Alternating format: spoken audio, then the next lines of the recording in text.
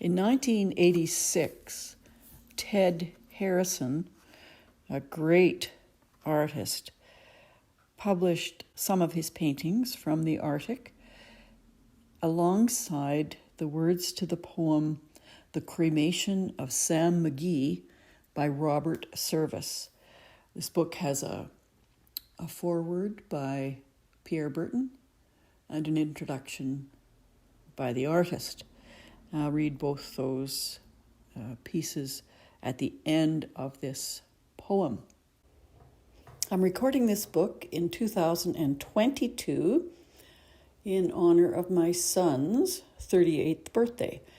He was born on April the 29th, 1984, 2 years before the publication of this book.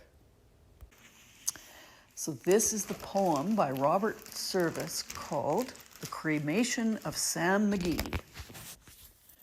There are strange things done in the midnight sun by the men who moil for gold, and the Arctic trails have their secret tales that would make your blood run cold. The Northern Lights have seen queer sights, but the queerest they ever did see was the night on the marge of Lake Labarge. I cremated Sam McGee. Now, Sam McGee was from Tennessee, where the cotton blooms and blows. Why he left his home in the South to roam round the pole, God only knows. He was always cold, but the land of gold seemed to hold him like a spell, though he'd often say in his homely way that he'd sooner live in hell. On a Christmas day, we were mushing our way over the Dawson Trail. Talk of your cold! Through the parka's fold it stabbed like a driven nail. If our eyes we'd close, then the lashes froze till sometimes we couldn't see. It wasn't much fun, but the only one to whimper was Sam McGee. And that very night, as we lay packed tight in our robes beneath the snow, and the dogs were fed and the stars o'erhead were dancing heel and toe, he turned to me and, "Cap," says he, "I'll cash in this trip, I guess. And if I do, I'm asking that you won't refuse my last request." Well, he seemed so low that I couldn't say no. Then he says with a sort of moan, "It's the cursed cold, and it's got right hold till I'm chilled clean through to the bone. Yet, 'tain't being dead. It's my awful dread of the icy grave that pains. So I want you to swear that foul or fair, you will cremate my last remains." A pal's last need is a thing to heed, so I swore I would not fail. And we started on at the streak of dawn. But God, he looked ghastly pale.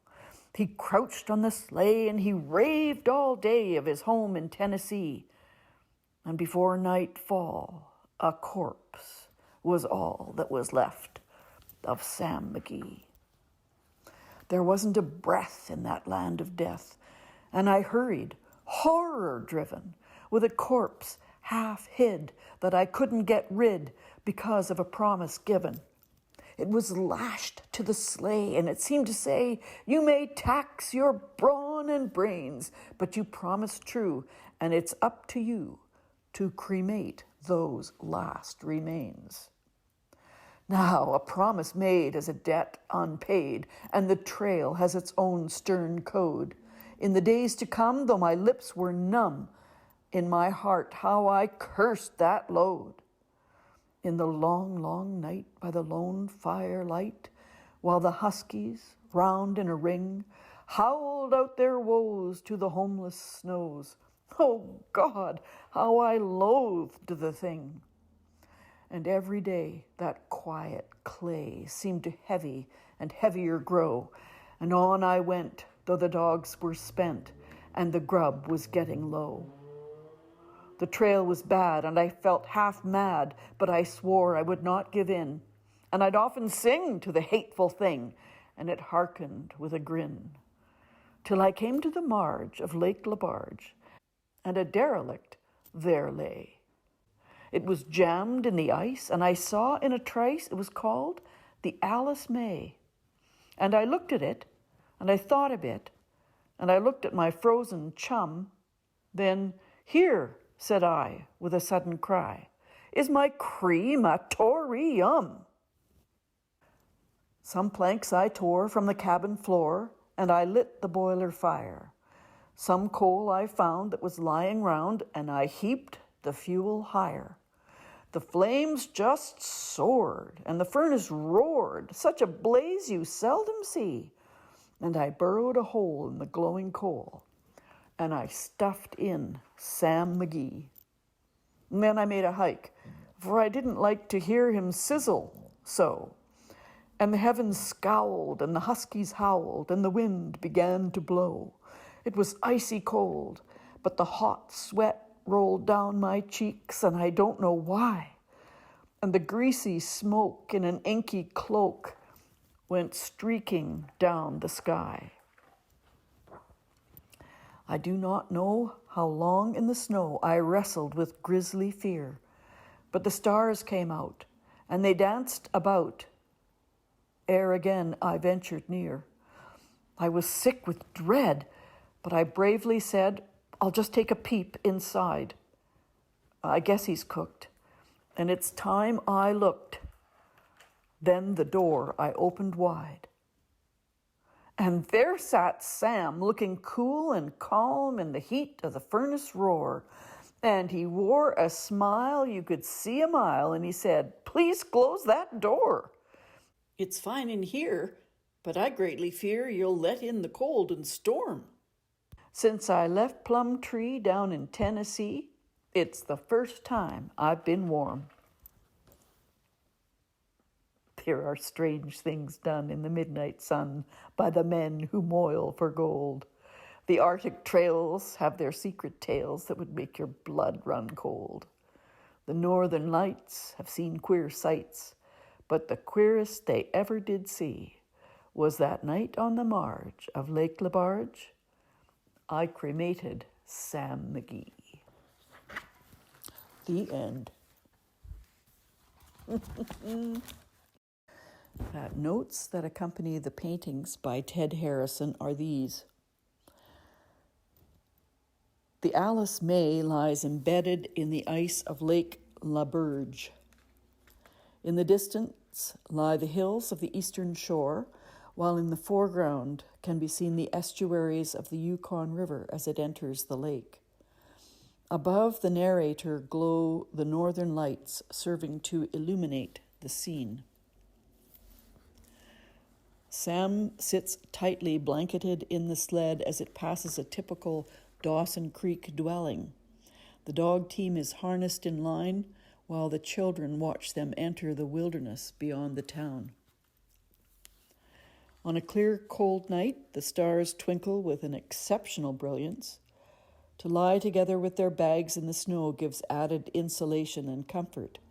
Even the leaping snowshoe rabbit fails to excite the surfeited sled dogs. Dawn in the Yukon can be a most glorious sight. The river and lake glow like molten gold as the sun rises over the hills of the Klondike. The land, however, remains in the icy grip of winter. Only the ravens are moving in the intense cold, yet they crouch down so that their legs are protected by the enveloping feathers. It is so cold, and the snow is so powdery, that the trees remain dark as the slightest breeze dislodges the snow from their branches. The Yukon air is so dry that an old stove exposed to the elements will not easily rust. Often cabins can lie deserted for years with their contents intact and well preserved. An ice fog lies over the lake. It emanates from the unfrozen river water, which can still flow in places despite an extremely low temperature. Ultimately, the paddle wheeler can totally disintegrate, save for the huge metal boilers. The paddle wheelers burned wood as a fuel, and numerous wood supply stations were placed at strategic intervals along the banks of the Yukon River. There would be more than enough around to cremate Sam McGee. In the foreground stands the remains of a cache. These were built to keep food out of the reach of animals such as bears and wolves. Entrance was gained by climbing the ladder and unlocking the small door placed below the raven. Many caches are still in use. The boilers generated tremendous heat and had to be stoked almost continually in order to keep up the pressure of steam. More wood would be required on the journey from Dawson Creek to Whitehorse, as the boat was required to fight the current of the great Yukon River. Sam is now in a state of bliss. His sole garment is a pair of red long johns, and the flowers of summer strew his imagination so that Lake LaBerge and Plum Tree, Tennessee, become synonymous. Here, the placer miners wash the alluvial deposits of sand and gravel so that the gold nuggets, being heavy, fall to the base of the rocker box wielded by the miner on the left. As the nuggets are sluiced, they become trapped in the riffles, placed under the box, and can easily be removed. Pierre Berton was a great Canadian author of nonfiction. He was born in Whitehorse in 1920 and died in Toronto in 2004. He was an accomplished storyteller and television personality, and he makes a great person to introduce our book. This book represents a happy marriage between the most eloquent of the Yukon poets and the most brilliant of the Yukon artists. Robert W. Service and Edward Hardy Harrison have more than that in common. Both were born in England, both roamed the world, both were caught up by what Service called the spell of the Yukon. No one caught that spell in words better than Service. No painter has captured that particular essence of the Yukon experience better than Harrison. The work of both men is in the Romantic tradition. Service, the outsider who roamed the continent, wrote his best work a decade after the gold rush, and much of it before he'd even seen the Klondike. Harrison, the newcomer who had served in the army in England, India, Egypt, Kenya, Uganda, and Somaliland, and would later serve in Malaysia and New Zealand, was better able to appreciate the peculiar essence of the North. His painting style is unique, part Oriental, part Native Indian, part Ted Harrison. In their work, both men caught the color that the native Yukoner sometimes fails to see because he's too familiar with the land and the people. Service's poetry is always more than colorful. Like Harrison's many-hued paintings, it can also be surrealistic. This is especially true of the Cremation of Sam McGee. Service's poems can be hard-boiled and realistic, as in The Man from El Dorado or Clancy of the Mountain, but the ones he wrote in Whitehorse, before he reached the Klondike, have a mythic quality. Both men, I think, are affected by the mystique of the Northern Lights, the jiggling aurora that dances across the sky, these ever-expanding, multicolored ripples, which in Service's famous phrase, have seen queer sights, are an essential part of the Harrison style. Sam McGee was a real person, a customer at the Bank of Commerce where Service worked. The Alice May was a real boat, the Olive May, a derelict on Lake LaBerge. The rest is pure Service. It was his second published poem. The first was The Shooting of Dan McGrew. Service, I think, mourned the fact that nothing he wrote afterwards was ever as famous as these two classics. But of the two, Sam McGee is authentic Yukon, while Dan McGrew is pure American-style Wild West. It's a poem about a subject that is familiar to every Northerner, the subject of cold and what cold can do to a man. It's interesting that although the color of cold is usually thought to be blue or white, Ted Harrison's northern paintings fairly vibrate with all the colors of the rainbow. It is as if he determined to banish cold with these hot paintings. Harrison mixes his palette the way Matisse did, with no regard to conventional rules, yet the colors do not clash. Oranges and pinks, golden yellows and chartreuses march side by side in perfect harmony like the Arctic poppies that grow along the banks of the Yukon River in the ghost towns of another era. There is humor in Harrison's work, as there is in Service's. Sam McGee is essentially a funny poem, and if it's recited with style and verve, it will draw a laugh, as it should. I've never heard Harrison recite Service, but his rendition of Sam Small in a broad Lancashire accent is a classic. So are his cartoons.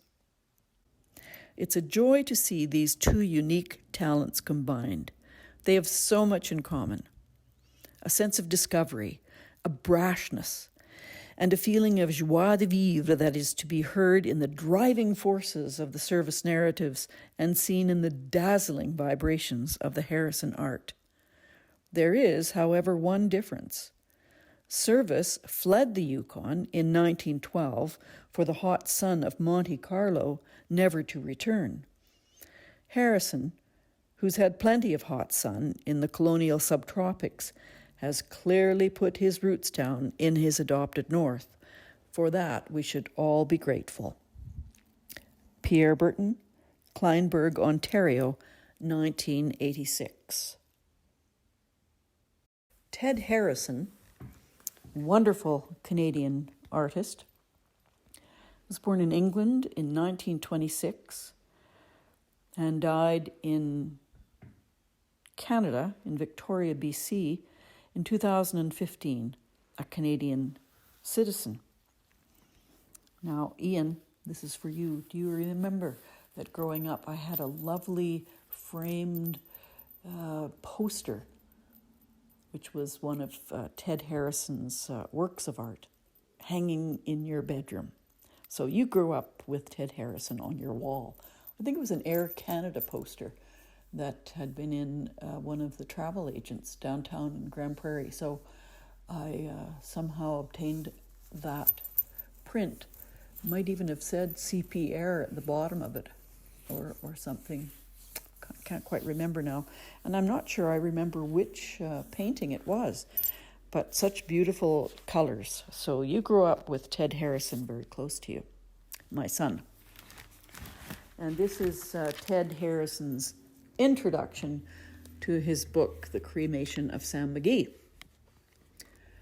As a youth, the first mountains I encountered were man-made piles of stony waste, the refuse from the grimy coal mine that dominated our small Durham village. Its sooty smoke and microscopic dust were our constant companions as we played, studied, worshipped, and slept. It even entered our souls, for we all realized that heaven was far removed from the environment in which all of us existed. Hadn't we been taught that the angels themselves were clothed in purest white raiment? Surely such splendor could not remain in pristine condition for long if a pit village were its home. Even the pearly gates themselves would have appeared drab in such surroundings. Thus we learned to escape in a realm of fantasy conjured up by our vivid imaginations, nourished by the Saturday afternoon cinema matinee at the Palace, which overlooked the very slag heap I have described. The silver screen joined forces with the school library to carry us to lands whose names became signposts on the route to paradise. Hopalong Cassidy joined forces with R.L. Stevenson and Jack London to introduce us to this other world, not heard of in chapel, but nevertheless heavenly in its message. Especially stirring were the stories White Fang and Call of the Wild, with the robust adventure-filled verses of Robert W. Service. Their words illuminated the darkness of ignorance and kindled the flame of adventure that led me to seek a refuge, far from the maddening crowd's ignoble strife. They told of a land all white and elementally pure, where a person could gaze upon mountains fashioned by God, not torn from the bowels of the earth by sweated labor. Eventually, during my adult wanderings, I came upon this land of the North and settled down with all my family to savor its wonders. It has indeed fulfilled all expectations. In summer and fall, the creeks come alive, pouring their waters into glistening, mirror-like lakes, which again drain into the mighty tumbling rivers heading towards the great Arctic seas. Vast forests of spruce and poplar carpet the feet of mountains whose crests remain shrouded in caps of eternal ice. Winter covers all the land in a white carpet of powdery snow, which swirls to the rhythm of fresh, invigorating winds. In the crisp, clean air, the sound of a homesteader's axe or the bark of a husky dog can travel for miles. Even today, relatively few people inhabit this vast wilderness. Much of the Yukon has changed since Robert W. Service lived here, but were he to return, there is much that he would recognize. The lively, hospitable spirit of the people, the hiss of sled runners over the crisp snow, and the barking of the huskies as they mush their way along familiar trails. Ravens continue to tumble in the clear winter sky and tease the household dogs who vie with them for the rich pickings of garbage cans. One can still stir to the haunting cry of wolf and loon through desolate valleys and over remote lakes. Lake Laberge continues to fascinate both local and visitor alike with its vast waters surrounded by a forest of hills. The winds can blow it into a stormy frenzy, but standing on the shore, one can easily visualize the smoky plume emanating from the boiler of the Alice May as Sam McGee begins to thaw out.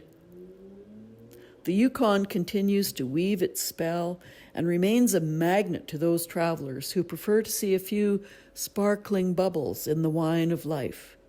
Indeed, the magic of Service's verse becomes much more meaningful as one gazes upon the land he knew intimately. There remain a few places on this earth that still satisfy the imagination and nourish the soul. Such a place is the Yukon. Welcome to the world of Robert W. Service and to the spirit of the land that inspired him. Ted Harrison, White Horse, 1986. The Cremation of Sam McGee, published by Kids Can Press, Toronto, in 1986. This book is dedicated to the memory of the late Jim Murdoch, co-founder of the Frantic Follies. Jim's vision and energy kept alive the spirit of the sourdoughs and created a unique stage version of The Cremation of Sam McGee that continues to delight thousands of visitors to the Yukon. The Cremation of Sam McGee is copyright 1907 by the estate of Robert Service. The illustrations and illustrators' notes are copyright 1986 by Ted Harrison. The introduction is copyright 1986 by Pierre Burton. All rights reserved. No part of this publication may be reproduced, stored in a retrieval system, or transmitted in any form or by any means, electronic, mechanical photocopying, recording, or otherwise, without prior written permission of Kids Can Press Limited, Toronto, Canada.